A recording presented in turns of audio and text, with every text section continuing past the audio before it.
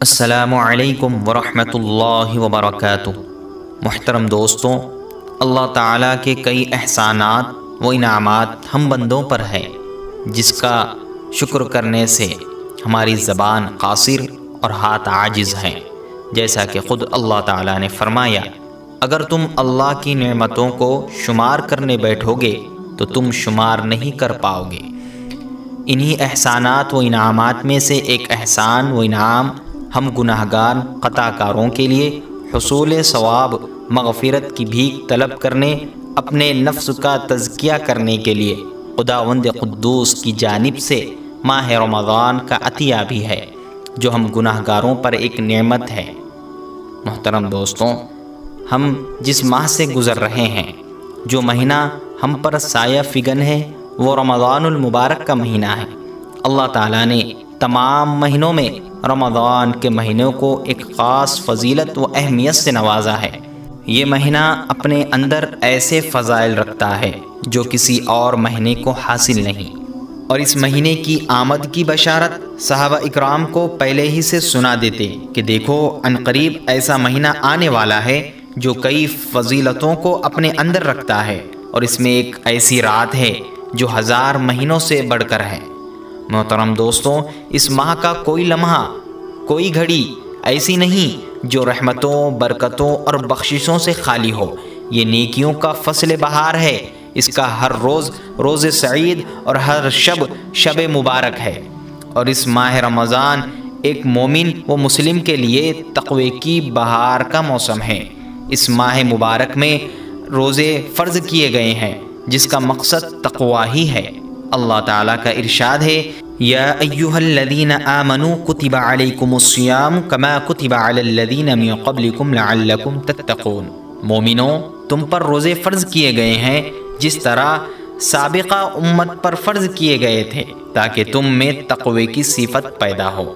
ماہ رمضان المبارک کی اہمیت کا اندازہ اس حدیث سے بھی ہوتا ہے کہ رسول اللہ صلی اللہ علیہ وسلم نے فرمایا، جب رمضان کا مہینہ آتا ہے تو شیاطین جکڑ دیے جاتے ہیں، دوزخ کے تمام دروازے بند کر دیے جاتے ہیں، کوئی دروازہ کھلا نہیں رکھا جاتا، اور جنت کے تمام دروازے کھول دیے جاتے ہیں اور کوئی دروازہ بند نہیں کیا جاتا، اور پکارنے والا پکارتا ہے کہ اے خیر کو چاہنے والے آگے بڑھ، اور اے شر کو چاہنے والے رک جا۔ میرے دوستوں، اس ماہ مبارک میں اللہ تعالیٰ نے اپنے بندوں پر خاص فضل فرماتے ہیں۔ اللہ تعالیٰ کی خاص انعامات و ان احسانات ہوتے ہیں کہ ایک چھوٹے عمل کا ثواب بھی عام دنوں کی بنسبت کئی گنا بڑھ جاتا ہے۔ نفل کا درجہ فرض کے برابر اور فرض کا ثواب 70 فرائض کے برابر کر دیا جاتا ہے۔ ماہ رمضان کو بابرکت اور فضیلت قرار دینے کی اہم وجہ اس ماہ میں قرآن کریم کا نازل ہونا ہے۔ اس ماہ میں اللہ تعالیٰ نے اپنے حبیب پر کتاب کو نازل کیا جو قیامت تک آنے والوں کے لیے سرچشمہ ہدایت ہے۔ اللہ کا ارشاد ہے، شہر رمضان الذی انزل فیہ القرآن ھدی للناس وبینات من الھدی والفرقان۔ رمضان وہ مہینہ ہے جس میں قرآن کو نازل کیا گیا جو لوگوں کے لیے ہدایت کا سامان ہے۔ اس ماہ کو اہمیت و فضیلت اس لیے بھی حاصل ہے کہ اس ماہ میں ایک ایسی رات ہے جس میں عبادت کرنا 1000 مہینوں کی عبادت کرنے سے بہتر ہے، اور وہ ہے لیلۃ القدر۔ اللہ تعالیٰ کے رسول نے لیلۃ القدر کو عشرے کی آخر کی طاق راتوں میں تلاش کرنے کا حکم دیا ہے، اور اس رات میں قیام کرنے والوں کے لیے خوشخبری سنائی ہے کہ جو کوئی شب قدر میں ثواب کی نیت کے ساتھ قیام کرے گا اس کے پچھلے تمام گناہ معاف کر دیے جائیں گے۔ رمضان المبارک دعا کی قبولیت کا مہینہ ہے۔ حضرت سلمان فارسی رضی اللہ عنہ سے روایت ہے کہ رسول اللہ صلی اللہ علیہ وسلم نے ارشاد فرمایا، تمہارا رب بڑا حیادار اور کریم ہے، اس کو شرم آتی ہے کہ جب اس کا بندہ دونوں ہاتھ اٹھا کر دعا کرے تو وہ انہیں خالی ہاتھ لوٹا دے۔ اللہ تعالی ہاتھ لوٹانے سے شرماتا ہے۔ مانگیے جہنم کی پناہ، مانگیے رزق میں کشادگی، مانگیے صبر و استقامت، مانگیے دین کا صحیح فہم، مانگیے نمازیوں کی طرح زندگی، مانگیے شہادت کی توفیق، مانگیے عفو و عافیت مانگیے، عزت و سر بلندی مانگیے تو صحیح اللہ ضرور دے گا۔ اس کے دامن تنگ نہیں ہے، بس مانگنا شرط ہے۔